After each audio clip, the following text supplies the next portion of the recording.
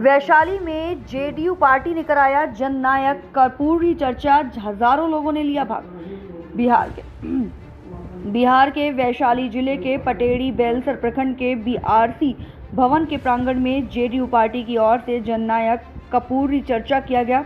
इस कार्यक्रम में मुख्य अतिथि और मुख्य वक्ता के रूप में बिहार सरकार के कल्याण मंत्री मदन साहनी थे। आपको बता दें कि हजारों की संख्या में जेडीयू कार्यकर्ता और पिछड़े वर्ग, अति पिछड़े वर्ग, अनुसूचित जाति के लोग इस कार्यक्रम में उपस्थित थे। मुख्य रूप से इस कार्यक्रम का आयोजित करने में वैशाली पटेड़ी बेलसर प्रखंड के जदयू प्रखंड अध्यक्ष प्रेम कुमार निषाद का योगदान रहा। इस मौके पर वैशाली विधायक सिद्धार्थ पटेल उर्फ चुन्नू पटेल ने कहा कि आदरणीय स्वर्गीय कर्पूरी ठाकुर के बताए पद चिन्हों पर हम लोग चल रहे हैं और बचपन से हम उन्हें जान रहे हैं। उनका संघर्ष और उनके द्वारा किए गए कार्य प्रेरणादायक हैं। वहीं मंत्री मदन साहनी ने बिहार मुख्यमंत्री श्री नीतीश कुमार के द्वारा दिए गए विकास के कार्यों को विस्तार पूर्वक सभा में लोगों को संबोधन किया। साथ ही ये भी कहा कि नीतीश कुमार कर्पूरी ठाकुर के अधूरा सपना को पूरा करने में लगे हैं और ये अच्छी बात है, क्योंकि आज दलित और पिछड़ा वर्ग का जो स्थिति है और केंद्र की सरकार लोगों को आपस में लड़वाना चाहती है और विभिन्न जगह भी रही है। श्री साहनी यही नहीं रुके, आगे कहा कि भारत सरकार और आरएसएस हम लोगों को खंड खंड करके राज करती आई है और आगे भी हड़पना चाहती है। सावधान रहने की जरूरत है और आने वाले आगामी लोकसभा चुनाव में बीजेपी को बिहार से खदेड़ कर भगा देना है। सभा में उपस्थित सभी आम जनों से यही संकल्प मंत्री मदन साहनी ने दिलाया। तो लिए चलते हैं वैशाली, जहां मौजूद हैं बिहार संवाददाता जीकेपी राजू और सहयोगी मंजय कुमार। सुनाते हैं कल्याण मंत्री मदन साहनी और वैशाली विधायक सिद्धार्थ पटेल ने क्या कुछ कहा। वैशाली विधानसभा का ये जननायक कर्पूरी चर्चा कार्यक्रम है और ये बिहार के सभी विधानसभा क्षेत्र में यह कार्यक्रम आयोजित की गए जनता दल के द्वारा। उसी के तहत आज वैशाली विधानसभा में यह कार्यक्रम हुआ। यहाँ के माननीय विधायक श्री सिद्धार्थ पटेल जी, जिलाध्यक्ष जी पप्पू सिंह निषाद जी और जनता दल के तमाम नेता यहाँ उपस्थित हुए हैं। इस तरह के 7 टीम बने हुए हैं पूरे बिहार में और अलग अलग टीम में लोग सभी विधानसभा में जा कर के जो माननीय मुख्यमंत्री जी ने जो विकास का काम किया है उसको हम लोग बता रहे हैं। साथ ही जो मुख्यमंत्री जी के द्वारा जिस तरह का आरक्षण दिया गया है उस आरक्षण में जो भारतीय जनता पार्टी या केंद्र के द्वारा उसको जो रोकने का काम किया जा रहा है उसके संबंध में हम लोग लोगों को बता रहे हैं।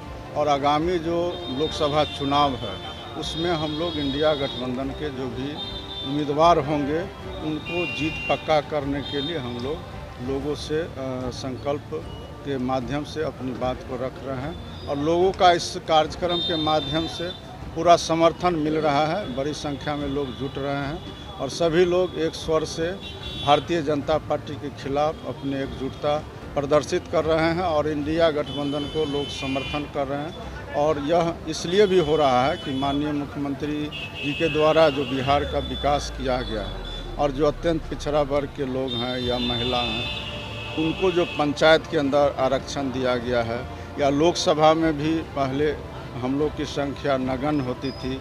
5-5 सीट हम लोग लोकसभा में पिछले लोकसभा में भी जीतने का काम किए हैं और आने वाला समय भी माननीय मुख्यमंत्री जी निश्चित रूप से अति पिछड़ों को संख्या बढ़ाने वाले हैं और हम लोग उसी के लेकर के यह कार्यक्रम कर रहे हैं। हम लोग को भरोसा है कि आने वाला समय में देश से भारतीय जनता पार्टी का सफाया होगा और इंडिया गठबंधन पूरे देश स्तर पर अपनी सफलता कायम करेगा। उसके बाद फिर हम लोग तय करेंगे कि कौन। इंडिया गठबंधन में टूट नजर आ रही है। मध्य प्रदेश में जदयू ने भी अपना कैंडिडेट। यह जो गठबंधन हुआ है इसको आप समझिए कि यह लोकसभा के लिए यह गठबंधन हुआ है और बिहार के अंदर हो या दूसरे राज्य के अंदर हो, जो विधानसभा का चुनाव होता है विभिन्न राजनीतिक दल अपने अपने उम्मीदवार पहले से भी उतारते रहे हैं। इसलिए इस बात में कहीं कोई दम नहीं है। इंडिया गठबंधन एकजुट है और मजबूत भी है। हम लोग सफलता हासिल करेंगे। देश से भारतीय जनता पार्टी को हम लोग खदेड़ने का काम करेंगे। बीजेपी आरोप लगा रही है कि इंडिया गठबंधन में टूट सामने आ रही है। बीजेपी के आरोप से कुछ नहीं होने वाला है। बीजेपी डरी हुई है और बीजेपी को इंडिया गठबंधन का और माननीय मुख्यमंत्री जी के ताकत का पूरा एहसास है, इसलिए वो इस तरह का अनर्गल बयान दे रहे हैं। भारतीय जनता पार्टी अगर घबराई हुई नहीं रहती तो निश्चित रूप से इस तरह का बयान नहीं देती। 2024 का क्या तैयारी है?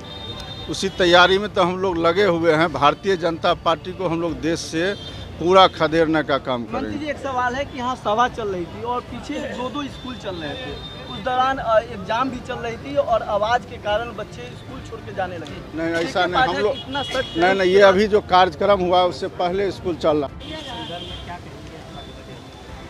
ये जनता दल यू के नेतृत्व के द्वारा निर्देशित कार्यक्रम था।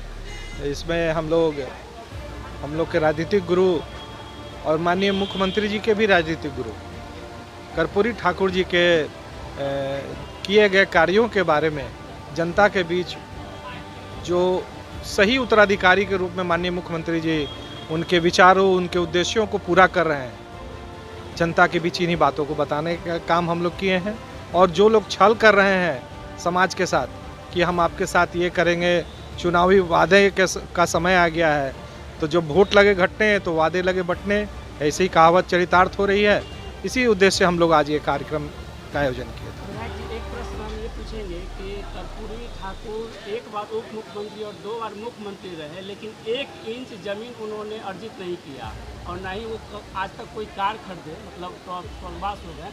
आज के जो नेता हैं जमीन के साथ साथ वीवीआईपी कार वगैरह ये सब क्या मतलब, तो उनके विचारों को कैसे? अब देखिए,